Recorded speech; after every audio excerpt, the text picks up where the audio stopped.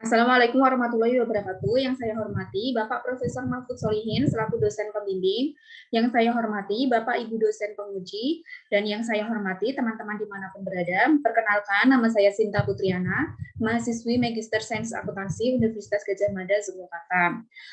Di sini saya akan memaparkan penelitian tesis saya dengan judul analisis faktor-faktor yang mempengaruhi niat karyawan untuk mengadopsi sustainability balance scorecard, studi pada industri perhotelan. Langsung saja saya mulai dengan latar belakang. Jadi beberapa dekade terakhir perusahaan itu dihadapkan pada tekanan untuk mempertanggungjawabkan kegiatan bisnis yang secara langsung maupun tidak langsung berdampak pada ekonomi, sosial, dan juga lingkungan. Tekanan yang dihadapi oleh perusahaan sebagai akibat dari pertumbuhan ekonomi yang kurang memperhatikan aspek keberlanjutan. Keberlanjutan atau sustainability sendiri merupakan konsep yang mempertemukan tiga kepentingan berbeda, yaitu kepentingan ekonomi, sosial, dan juga lingkungan.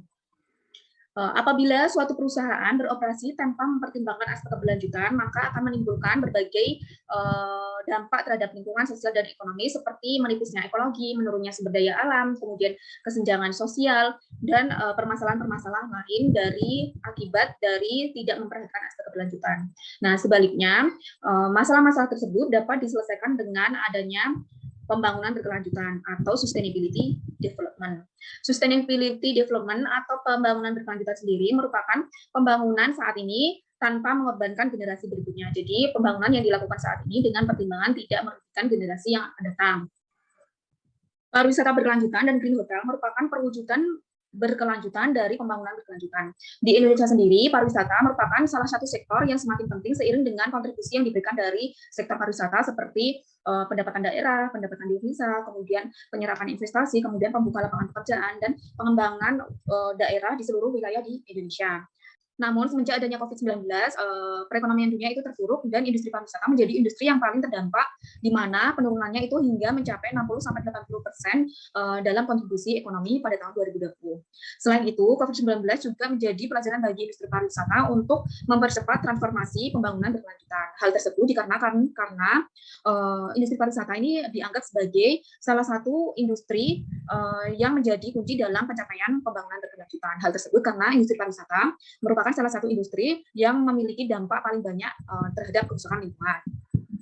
Industri perhotelan merupakan salah satu sektor pariwisata dengan kebutuhan sumber daya alam dan energi yang cukup besar seperti konsumsi air, energi, dan sumber daya tak terbarukan yang menimbulkan banyak sekali emisi gas rumah kaca dan CO2 yang berdampak signifikan pada kerusakan lingkungan. Maka dari itu, berupaya untuk mengurangi kerugian dan mengurangi pemborosan merupakan upaya penting bagi industri perhotelan untuk mencapai keberlanjutan.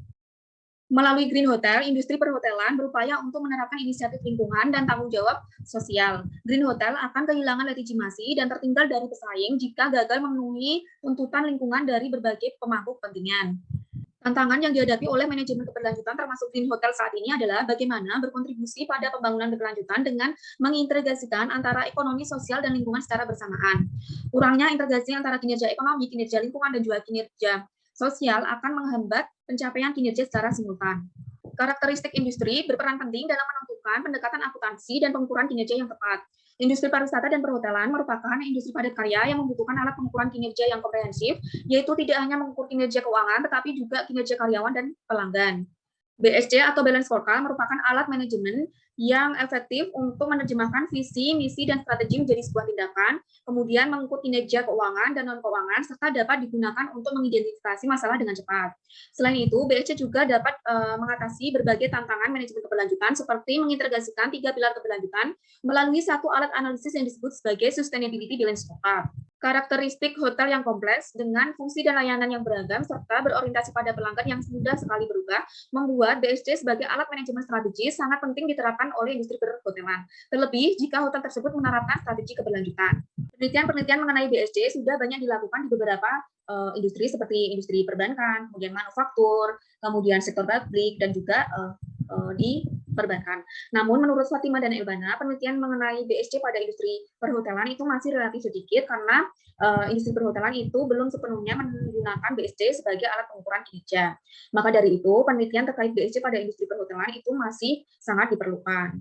Sementara itu, penelitian-penelitian terkait SBSC pada industri perhotelan sejauh ini belum banyak dilakukan. Penelitian yang ada itu masih berupa kerangka SBSC untuk industri perhotelan.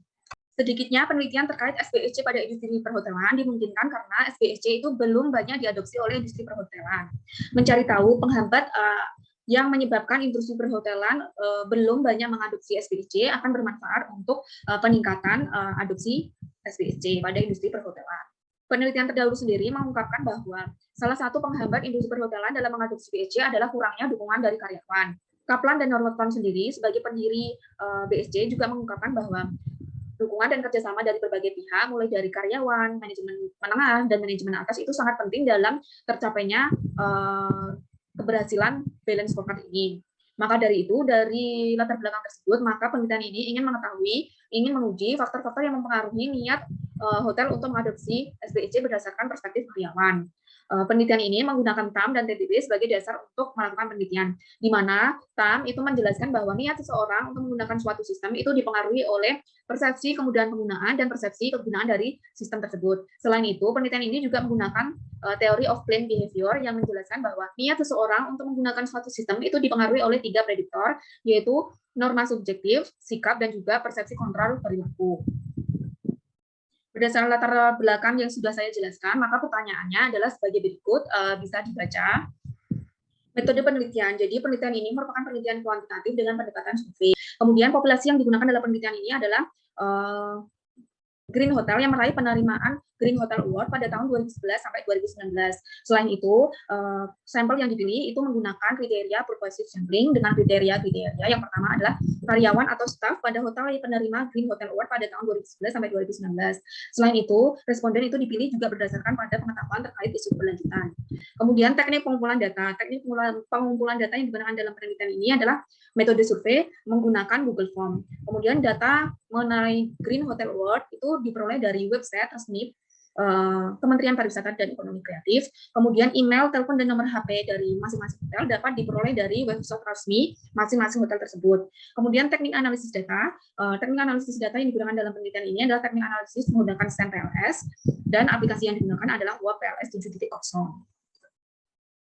Selanjutnya adalah profil responden. Jadi dalam penelitian ini berhasil terkumpul 79 responden dengan profil responden sebagai berikut dapat dilihat pada gambar berikut ini.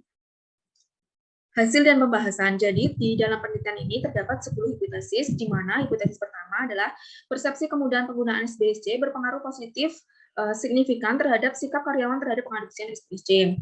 Hipotesis pertama ini terdukung oleh bukti empiris dalam penelitian ini, di mana penelitian menunjukkan bahwa persepsi kemudahan penggunaan SPSC berpengaruh positif signifikan terhadap sikap karyawan terhadap pengadopsian SPSC. Hasil penelitian ini menunjukkan bahwa semakin karyawan merasa bahwa SPSC mudah untuk digunakan, maka semakin positif sikap karyawan terhadap pengadopsian SPSC. Hipotesis kedua adalah persepsi kemudahan penggunaan SPSC memiliki pengaruh positif signifikan terhadap niat karyawan untuk mengadopsi SPSC. Hipotesis kedua ini terdukung oleh bukti empiris dalam penelitian ini yang menunjukkan bahwa persepsi kemudahan penggunaan SPSC memiliki pengaruh positif signifikan terhadap niat karyawan untuk mengadopsi SPSC. Hasil penelitian ini menunjukkan bahwa semakin karyawan merasa bahwa pengadopsian SPSC mudah untuk digunakan, maka niat karyawan untuk mengadopsi SPSC itu semakin besar. Selanjutnya adalah hipotesis 2A, di mana hipotesis 2A ini adalah sikap karyawan terhadap pengadopsian SPSC mampu memediasi hubungan antara persepsi kemudahan penggunaan SPSC dengan niat karyawan untuk mengadopsi SPSC. Hasil penelitian ini menunjukkan bahwa hipotesis 2A terdukung di mana sikap karyawan terhadap pengadopsian SPSC ini mampu memediasi hubungan antara pengaruh persepsi kemudahan penggunaan SPSC dengan niat karyawan untuk mengadopsi SPSC. Hasil penelitian ini menunjukkan bahwa persepsi kemudahan penggunaan SPSC ini dapat meningkatkan niat karyawan untuk mengadopsi SPSC melalui sikap karyawan terhadap pengadopsian SPSC. Selanjutnya adalah hipotesis ketiga. Hipotesis ketiga adalah persepsi kemudahan penggunaan SPSC berpengaruh positif signifikan terhadap persepsi karyawan terhadap penggunaan implementasi SPSC. Hasil dalam penelitian ini membuktikan bahwa hipotesis ketiga terdukung yang menyatakan bahwa persepsi kemudahan penggunaan SPSC memiliki pengaruh positif signifikan terhadap persepsi karyawan terhadap penggunaan implementasi SPSC. Dari hasil penelitian ini menunjukkan bahwa semakin karyawan merasa bahwa SPSC mudah untuk diimplementasikan, maka semakin besar persepsi karyawan terhadap penggunaan implementasi SPSC. Selanjutnya adalah hipotesis 4. Hipotesis 4 adalah persepsi kegunaan dari implementasi SBSC berpengaruh positif signifikan terhadap sikap karyawan terhadap pengadopsian SBSC. Bukti empiris dalam penelitian ini menunjukkan bahwa hipotesis keempat ini terdukung, yang menunjukkan bahwa persepsi kegunaan dari implementasi SBSC memiliki pengaruh positif signifikan terhadap sikap karyawan terhadap pengadopsian SBSC. Dari hasil penelitian ini menunjukkan bahwa semakin karyawan merasa bahwa implementasi SBSC memberikan manfaat yang besar, maka semakin positif sikap karyawan terhadap implementasi SBSC.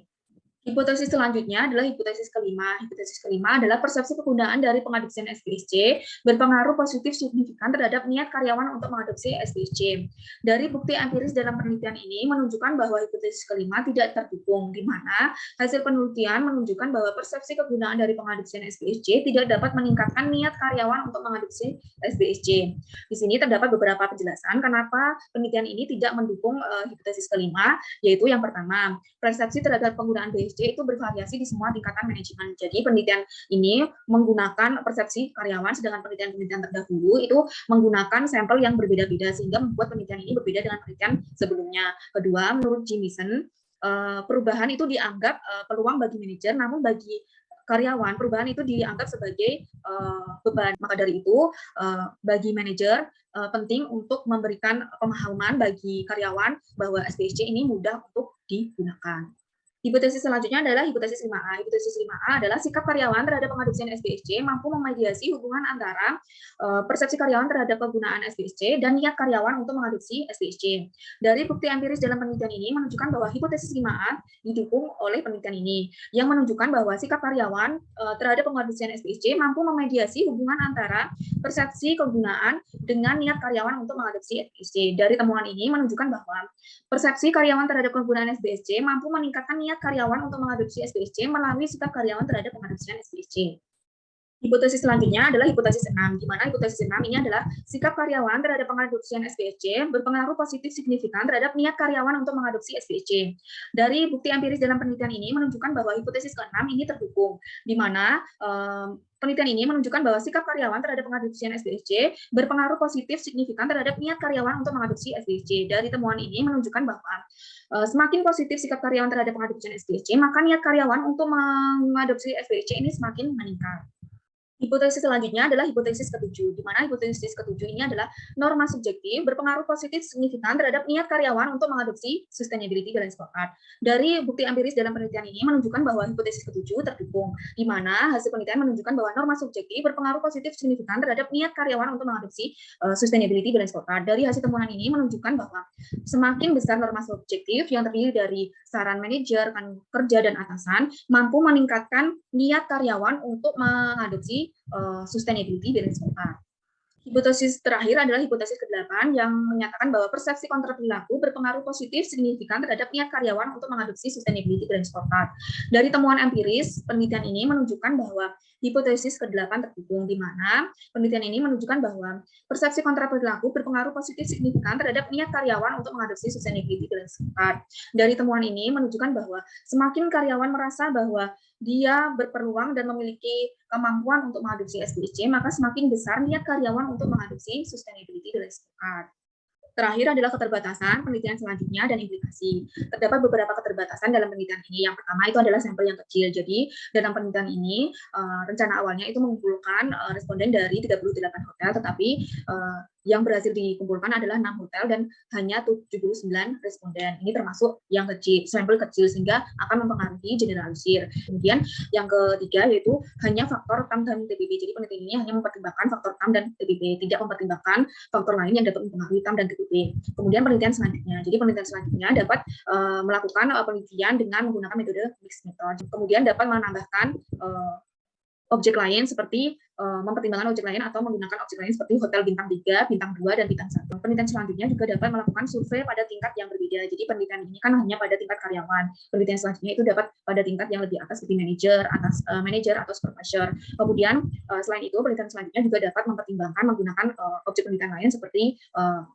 manufaktur dan pertambangan. Kemudian implikasi penelitian. Jadi terdapat 3 implikasi, yaitu teoritis, kebijakan, dan praktis. Implikasi teoritis. Jadi penelitian ini menambah literatur terkait akuntansi manajemen, akuntansi keberlanjutan, kemudian implikasi praktis. Jadi implikasi praktis dalam penelitian ini yaitu hasil penelitian ini menunjukkan bahwa niat seseorang untuk mengadopsi SBC itu dipengaruhi oleh persepsi kemudahan-kemudahan, kemudian persepsi kegunaan, dan persepsi kontra perilaku atau persepsi kemampuan. Maka dari itu, dari hasil ini, manajer dapat mempertimbangkan untuk memberikan pelatihan-pelatihan terkait dengan sustainability balance scorecard pada karyawan. Aplikasi kebijakan, jadi hasil penelitian ini membuktikan bahwa norma subjektif ini dapat meningkatkan niat karyawan untuk mengadopsi sustainability balance scorecard. Artinya bahwa saran dari manajer, kemudian rekan kerja atau atasan itu mampu meningkatkan niat karyawan untuk mengadopsi sustainability balance scorecard. Maka dari itu, organisasi hotel atau industri perhotelan ini dapat meningkatkan peraturan terkait dengan pengadopsian SBC, yaitu misalkan dengan mewajibkan setiap karyawan untuk mengadopsi sustainability balance scorecard. Sekian pemaparan saya terkait dengan hasil penelitian tesis saya. Kurang lebihnya mohon maaf. Wassalamualaikum warahmatullahi wabarakatuh. Terima kasih atas perhatiannya.